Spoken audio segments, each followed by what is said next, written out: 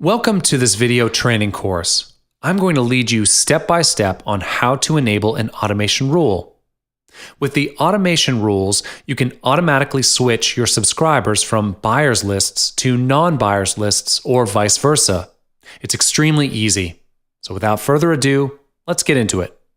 First, after you log into the GetResponse account, find the drop-down menu on the top right of the page. Click on it and look for the Automation option. When you are on this page, you will see here is a drop-down menu with Choose a Rule option. Click on that and you will see there are 7 options in the drop-down menu. Choose the action you would like to activate, and you're able to switch the current list subscribers to another list when they unsubscribe from the list.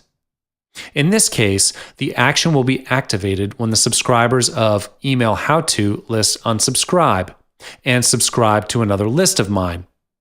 Once you've done selecting the action and list, click on the Add Rule button.